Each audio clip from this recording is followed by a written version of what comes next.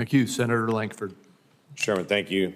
Thank you for stepping into this role, stepping in with the expertise and the experience that you have in the background, what you've done on the technical sides for so many different people, quite frankly, is a real asset to Social Security to be able to step in. This is a payment system at its core. That's something that you've specialized in for a long time.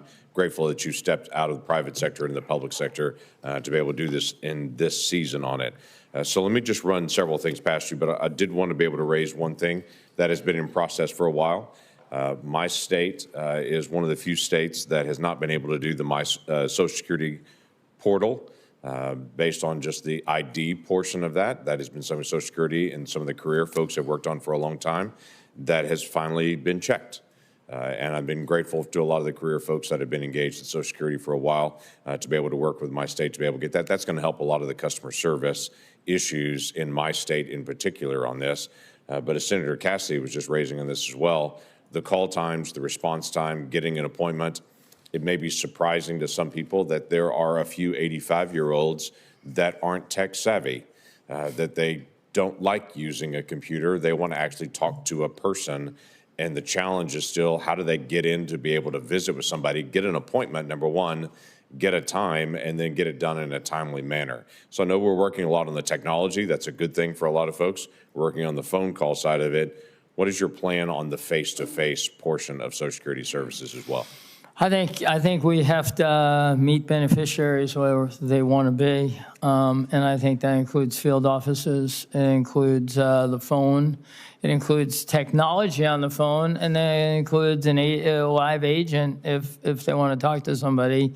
And obviously, the web is a place that we can also interact. But I think it's about a multi-channel system and giving the ability to use the channel that one wants to use in order to accomplish the chore they want to get done with us.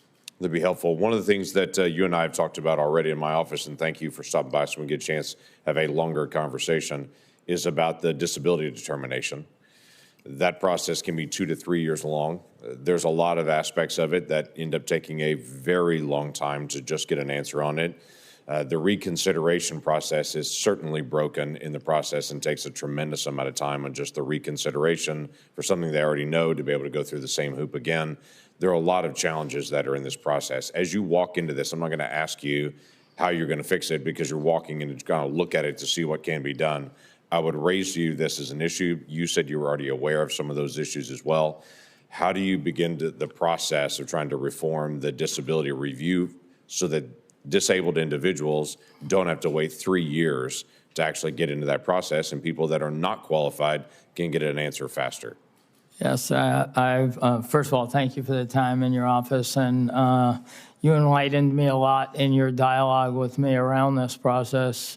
And, my first objective would be to process engineer it from front to back, understand really what is taking what amount of time. We also talked, you were kind enough to talk to me about the jobs and the fact that, a person who maybe 30 years ago was determined to be disabled and wasn't highly motivated by the system to be able to work. Today we could do something different. So one of the first things I'm going to look at when I get there is all of those elements that we talked about in your office. And, I'm positive when you analyze something from front to back and you think about the age of today versus 30 years ago, that we could get a lot better answer for Americans. Yeah, we can. And there are folks that have great needs that qualify for disability, that Congress has actually said, hey, that American people are going to stand alongside of them, that it takes years to be able to get through that process. And there are others